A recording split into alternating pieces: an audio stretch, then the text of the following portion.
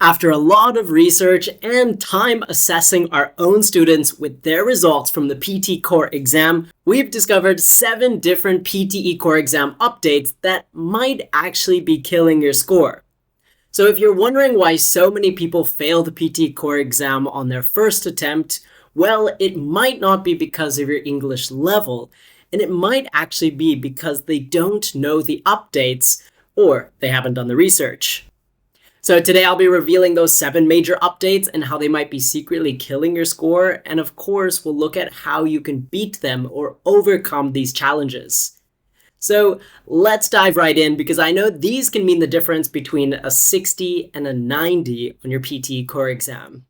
Now, if you're new to this channel, I'm Scott from HZad Education. Every week we upload videos related to the PTE core exam, specifically for Canadians getting their PR or their immigration status. We have videos on speaking, reading, listening, and writing so that you can get a high CLB and get an express entry into Canada. So if you find this video helpful, go ahead, subscribe to us, but stay to the end of the video where I reveal the 7th and most deadly update that PTE Core has made. Let's begin. We're starting off with something that is a little bit simple, but can be deadly. That is email writing and the word count. So when you get into the real exam, you'll see it says write at least 100 words. That gives the impression that you should write only 100 words as a maximum. But if we take a quick search, we go over to the Pearson PTE core exam, we can see that it states very clearly you should write between 80 and 120 words. This is a big mistake that a lot of people miss simply because they haven't gone to the website. So even if you write 99 or 100 words, you might lose points unfairly. Our suggestion here is to write between at least 100 and 110 words to be in that safe zone. Our students will get a high CLB because of this. It gives you more space to flex your grammar, your complex sentence structures, and to really get your ideas across. Don't underwrite, don't miss out on main points, write up to 120 words. Now, if you're interested on a very simple email structure, head over to our channel. We have a video there that will break down different writing techniques, and it'll show you exactly how to write an email template, starting with the introduction, which is the main purpose, bullet point 1, 2, 3, and a formal sign-off right at the bottom, then your name. So this template can be used for all write an email sections. But write 120 words or 110. Number 2 is retell a lecture and summarize a spoken text. No longer can we just use keywords. This was very popular in 2024. At the beginning of 2025, people were just using keywords and they would try to get a good score with that. They were loosely connecting ideas and not really focusing on the main part, which is summarizing the text or summarizing the spoken lecture. Not anymore. This isn't happening. Pearson's AI is becoming a lot smarter and assesses your response more carefully. So it's looking for the phrases and the sentence structures and not just keywords. Capturing the main idea is essential here. Even on the Pearson website, it states that their assessment is meaning focus. That means they're trying to capture the meaning and not just keywords, and the AI algorithm will find the difference. So we're not looking for just keywords. However, if you are looking for easy plug-and-play vocabulary that you can use as synonyms, head on over to HZad Education. They have a list of 400 words that can be used to make your writing more interesting and show that you understand, you have a lexical resource to pull from when you are writing. Link will be in the description below. HZad Education 400 plug-and-play words. So tip number 3 is something I'm quite passionate about, and I'm actually glad that the Pearson PTE core exam recognizes this. It's about tone, pitch and tone. Pitch is when we have a variety in our voice. We go up, we go down, we have some excitement or emotion. If you are speaking in a monotone voice, monotone is where we just always speak like this and there's no difference to our voice and it's just very boring. That'll get you a low score, even if it's your natural voice. That's because in the evaluation, the AI algorithm evaluates many things like your speech, your pitch, your natural intonation, as well as your pace in order to achieve a high score. So if you're not showing any variety in your voice, you will get a low score despite what you say. Directly from the Pearson website, they have stated that having an exaggerated pitch, however, will not help. You need to be natural. So we're not looking for an extremely theatrical voice. They are simply looking for some variety, vocal variety. Quite easy to practice this. Go ahead, record yourself. You can use a recorder online if you don't have. And if you notice your voice is just constantly speaking like this, like a robot, and there's no difference in your tone, try to add more emotion, more variety. Do some practicing where you shadow a native English speaker online on a YouTube video. Pause the video, repeat after them, looking for that natural native intonation in their speech.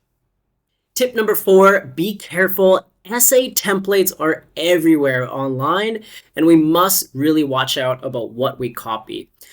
A lot of people like to research quick templates online, thinking that you're going to get a high score where you're just repeating keyword, comma, main idea, comma.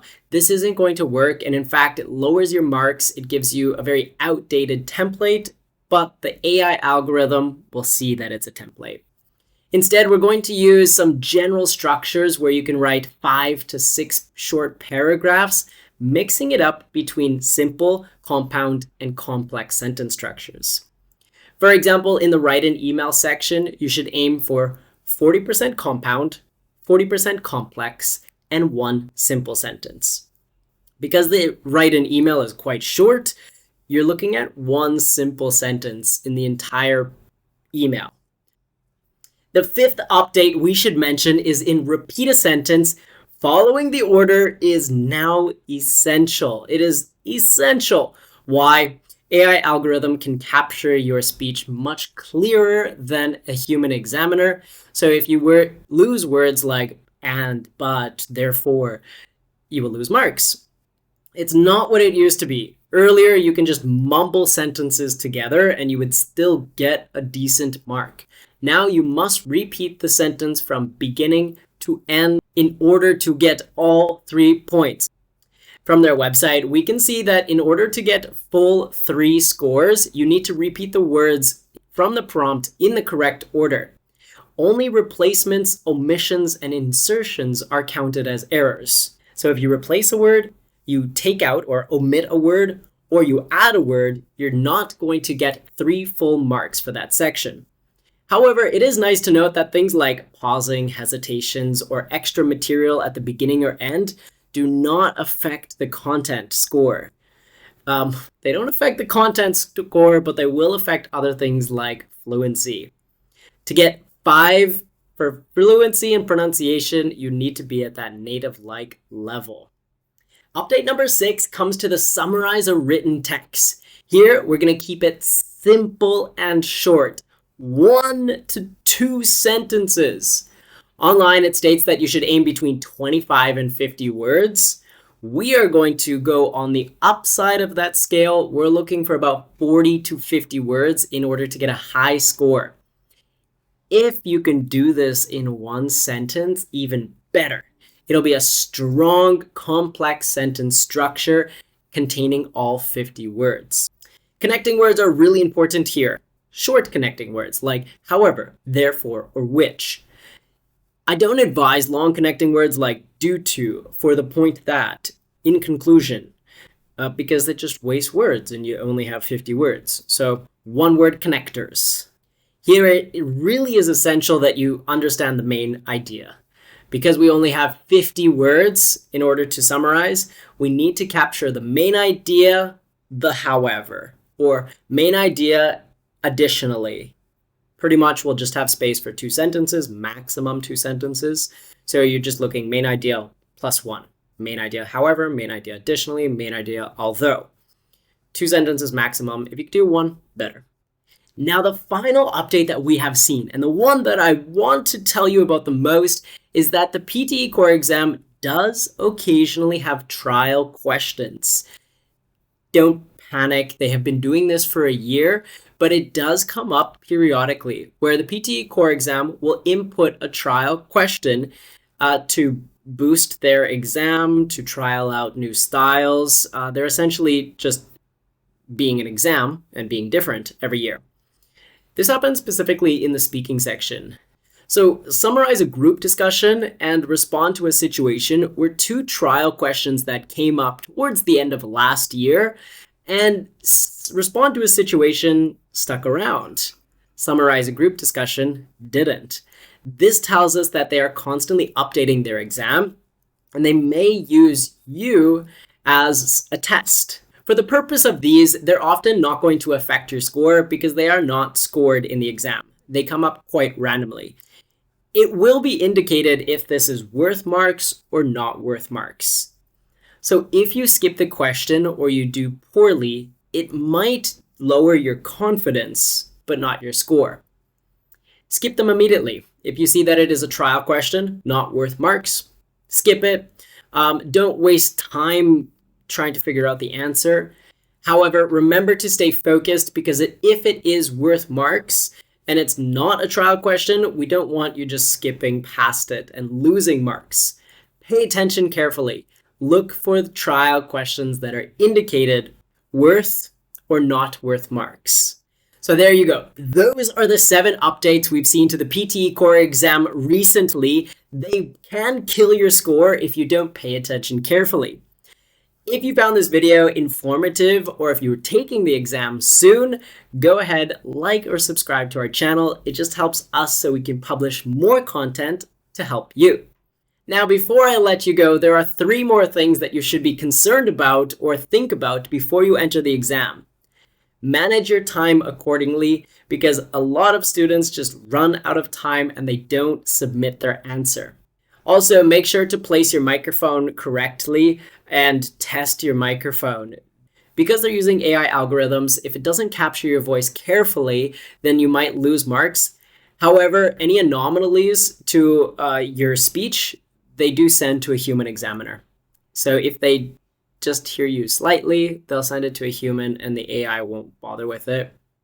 The last thing I want to share with you is please don't fake an accent. It's quite noticeable during the exam if someone is not speaking normally or in their natural tone.